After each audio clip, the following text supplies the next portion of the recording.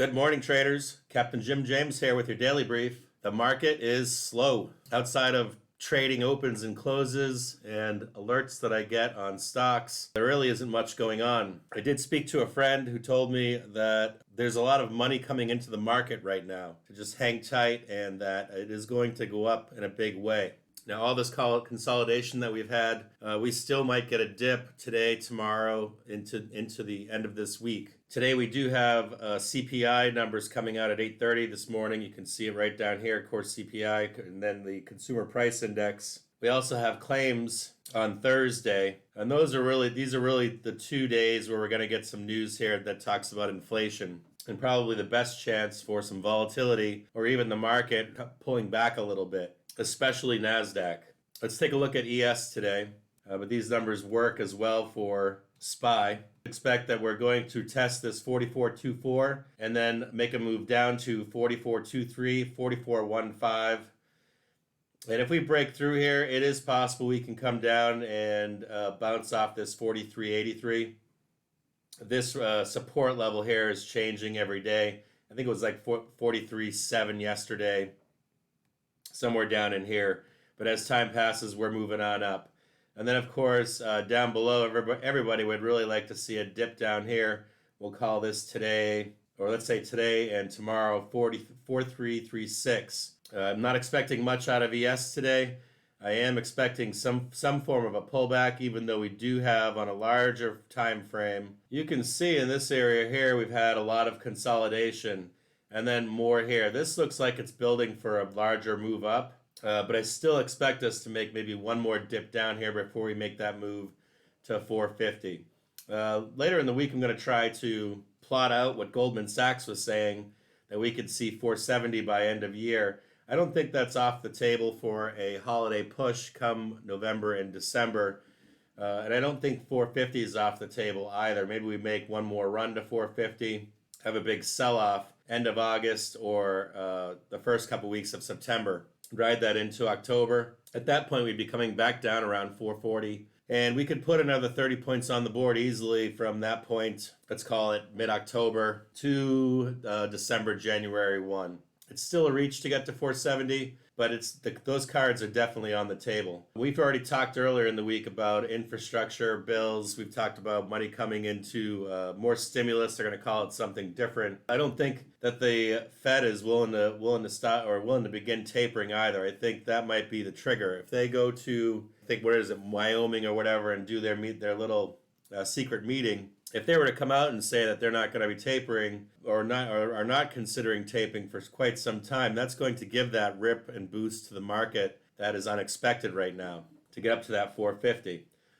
So we'll continue to monitor this, but today I'm going to expect this to come down. The market's been so slow, I really doubt we get this far deep into a pullback.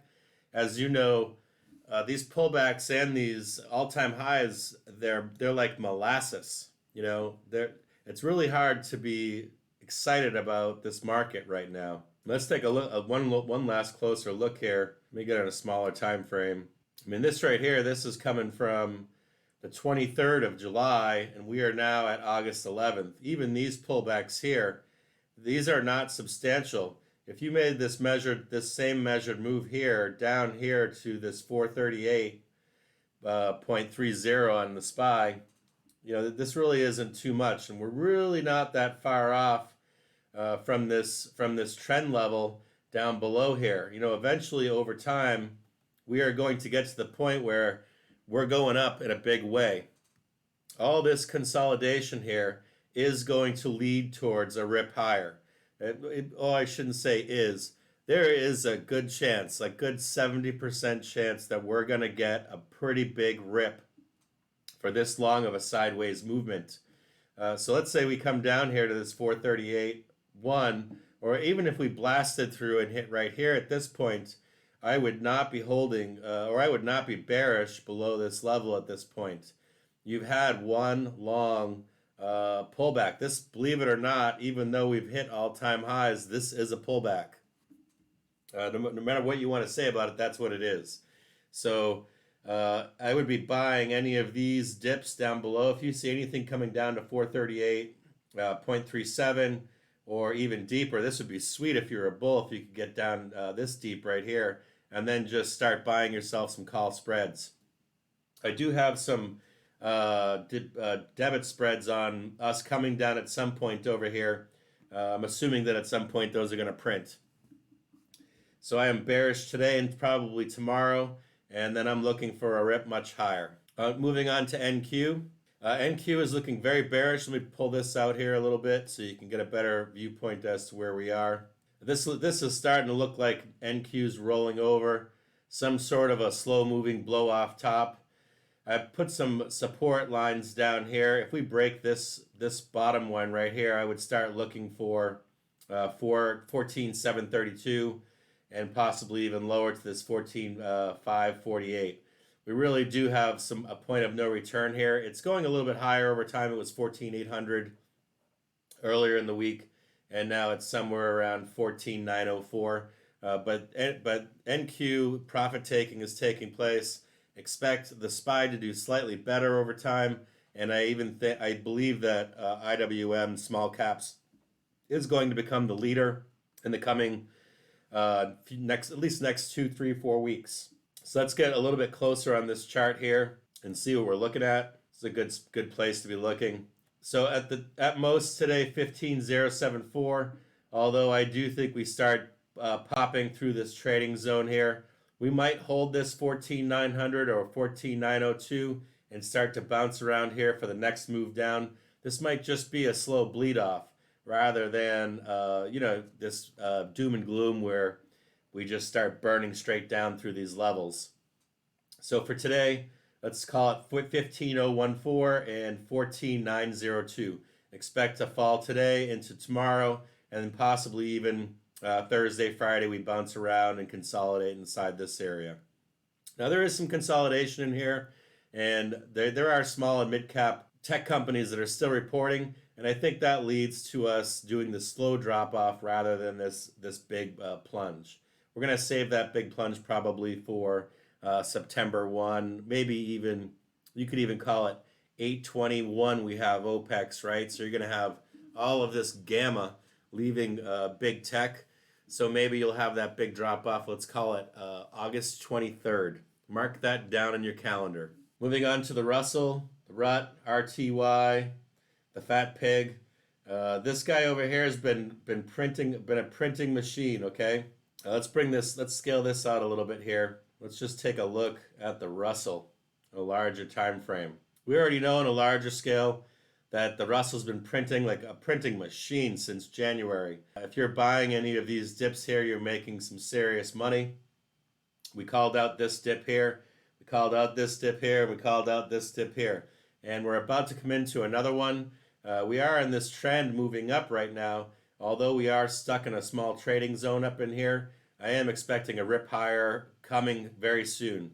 You could enter some call spreads here for this move up, or wait to see if the market dips maybe today and tomorrow and let's say you grab something down here for a push up much higher. And we'll go down to a smaller time frame here and take a look. So you're buying any of these dips right now, especially if you scale into it. Let's say you scale into this dip here today. If the market does start to sell off slightly, get a little bit more aggressive and a little bit more aggressive. And then down here, this is like hand grenades. I'm all in going up from this point forward. And these levels are 2100.8, 2164, 2193, 22.5.1. And let's even look on the 5-day here and just see how amazing this has been. Just this 5-day right here, any of these touches down below, if you buy any of these, you're making some pretty decent money. So you're looking for a minimum to come down here and touch this 22.5.1 again, or hopefully it does. But we have a lot of consolidation here. Look at this. This is 5 days of wanting to go up. So any dips below, buy to take a run up. Moving on to Tesla. Now you've got my projections for this year and end of year. I gave you a number of 800 and 1,000. I still believe in that number. And as you can see here, we again, if you look between this white line right here and this white line right here, we've got a whole lot of pushing going on to get into a new trading zone for Tesla. So I am buying these dips. Now, the other day on Twitter, I let you know that I had bought some 725 call spreads when we got this dip down here. Now, that's not really an aggressive play. I try to scale into my trades, right? So if a dip comes down here, I'm going to buy a spread that has some leeway for it to print, right? And we don't hold our spreads past 50% profitability usually. I guess some people do. But if you know anything about spreads, you can make more. Let's say the stock went up to 750 in the next few days. In the time frame, once you're at about 50% profit on a spread, they don't gain the rest of their profit until they expire. So as soon as I'm close to 50%, I'll usually sell them and re-enter a new trade on a spread for max gains. Let's get back on a smaller time frame on Tesla. And we've talked about this as well. So this is some established support that you can rely upon in the coming days, okay? So today we're at 677 and we're at 656, right? We already know that we had buy or demand here at this level at 698.09. I started entering I think at 610. And then I keep adding as we hit that 700 mark into the close. And I think in the video I even said on my last Tesla video that I'll buy that close if we touch that 700, which we did the day before we rose up. And we did see more demand come in here. So we've got demand here and demand here. What I would be recommending, or what I'm going to be doing, is if I see any further selling off of Tesla down to this 697 level, I'm going to re-enter again and again and again down here. Tesla to me is very bullish. I do see 750. I'm looking for us to touch or get close to 750 between now and the 23rd. One thing to consider for this move up to 750 would be call sellers, right? If people are selling calls at 750 thinking you're never going to touch it, they're going to do whatever they can to stop us from touching 750 before the 23rd. So maybe we come close to 750 and sell off once more, and we come back to hit this 750. We could draw a line here. This is definitely a possibility. Let's say somewhere in here. Let's say we make this run up to 750 and then we bleed off just past the 23rd and then jump over it coming into September. Okay. So you want to keep that in consideration as we make this run this week. Always take profits too. You should be scaling out of your profits. If you're in some long calls on Tesla, if you paid for those calls, let's say you spend 10 grand on those calls and you're already up, you should scale back on some of those and let the rest of them ride, Consider that when you're playing Tesla. But my call for Tesla right now is buying any dips down here at these levels. So you already know we've got 697, we've got 678, and we've got 660. You should not have any issues buying these dips down here.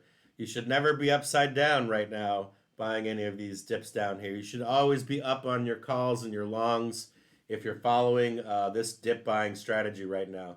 This dip buying strategy has worked itself out here for a pretty decent period of time. You're talking about all the way back on May 21st. So there should be no mistaking where you should be buying dips and riding them out. If you are upside down in your calls on Tesla right now, where you're losing money, you are you're improperly positioning yourself in your calls on Tesla. You might just want to sell and get out of them and rethink your strategy for entering them. I don't want that to sound like a dickish, be dickish saying that, but there is so much opportunity here to be making money rather than losing money on the way up. Sometimes it takes that clearing the plate mentality to know when to get long on Tesla, and those opportunities have presented themselves like clockwork. Good luck to you all trading Tesla today, and even myself, I'm hoping to get one more dip to catch it down here, or these three spots right here. Moving on, we talked about spreads earlier in the week. This market requires the use of spreads to make consistent gains. This is going to be a project. This market is difficult to navigate My trading strategy involves FDs, call spreads, debit spreads, and some swings on low volume stocks. But I rarely do swings anymore because of how the market acts. Either from low volume in the major indexes all the way over to high frequency trading firms and bots that are running the markets, killing the intrinsic value in options over time. Just want to quickly show you how it was going.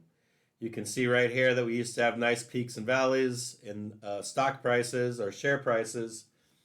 And then as time has passed, our market is moving now in a more jagged fashion. This is due to high frequency trading in the market.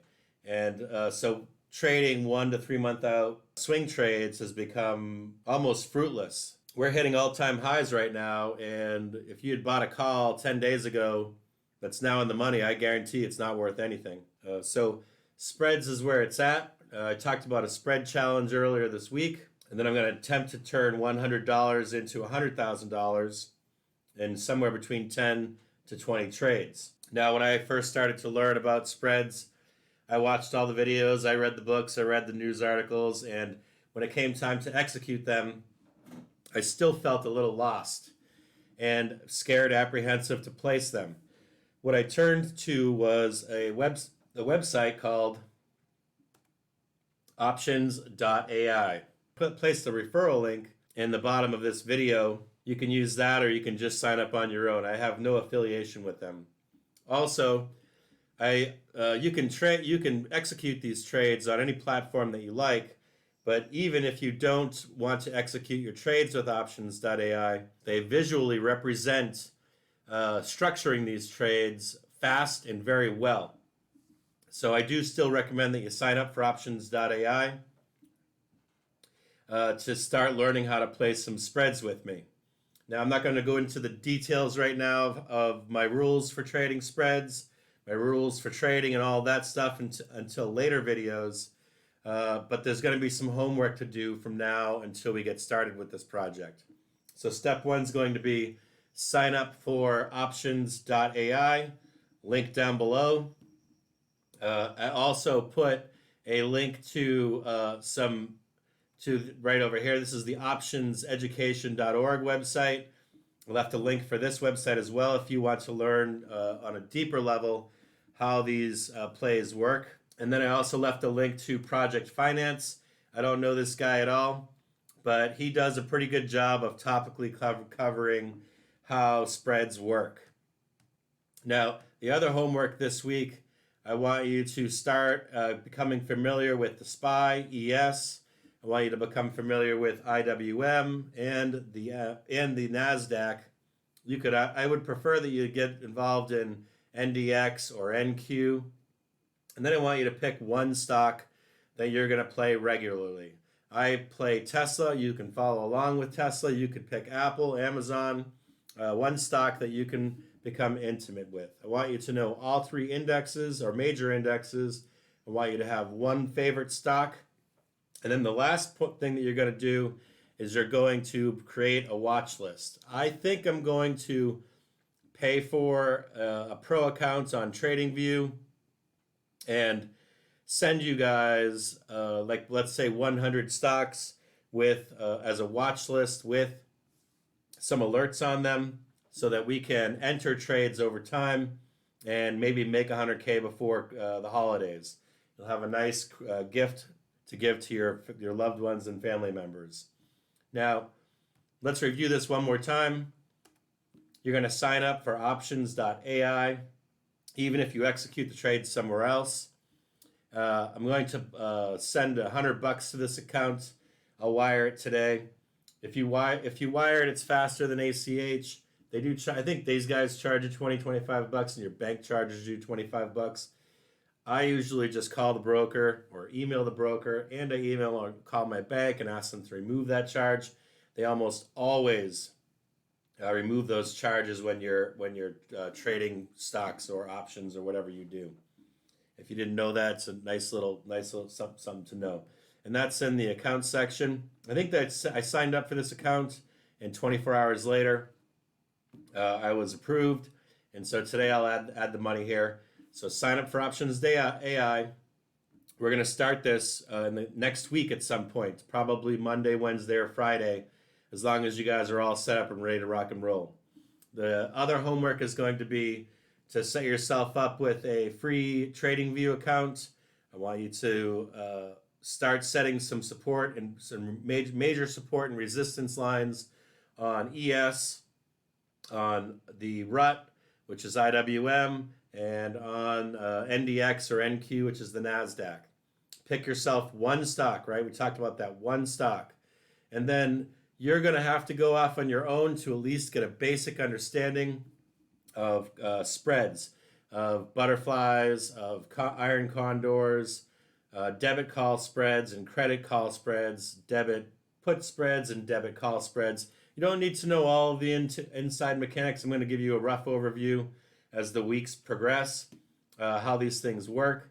And then I did leave, as I said earlier, I did leave these two resources for you to do your own due diligence on spreads.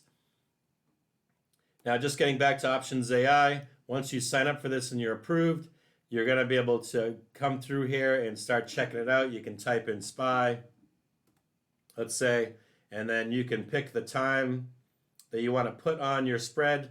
We can pick 1 week, or wait for the calculated move, expected move. We'll click 1 week. We'll trade the SPY, and then you can choose bullish, neutral, or bearish. And whichever one you choose is going to give you different options: credit spreads, debit spreads, condors, butterflies, etc. And you can adjust these within. Let's say you were neutral, and you picked the 18th for the SPY. These neutral spreads would have worked out for the past month on SPY. Especially, I think butterflies would have worked out killer. Let's see. They're going to bring up some choices here. Actually, the condor would have worked out much better. So let's just choose the condor, and it's going to calculate the expected moves, and it's going to show you your profit area within this play. And you can even come up inside here and edit the width of your condor. You can do the same thing with debit and call spreads. We're going to go into this in depth as we start to place some trades next week at some point, and you can come or sign up for this website and go through it and just see what the inner workings are. There aren't too many videos on YouTube on how to execute trades on Options.ai. I'm not sure why people don't use it. I even use it just to set up trades if I execute them elsewhere. Sometimes I make these trades on Tasty, and I used to make some on Robinhood, even though I had this account to plot and plan my money-making adventures. And we'll go into more detail, as I said earlier, some of the risks that are involved, getting assignments, trading on cash, or on ETFs that close in cash, dividends and all that kind of stuff, some of those big risks that are involved. Otherwise, I want you all to know that I appreciate your interaction here on YouTube. I really appreciate your interaction on Twitter. I do apologize if I haven't been around as much the past couple weeks.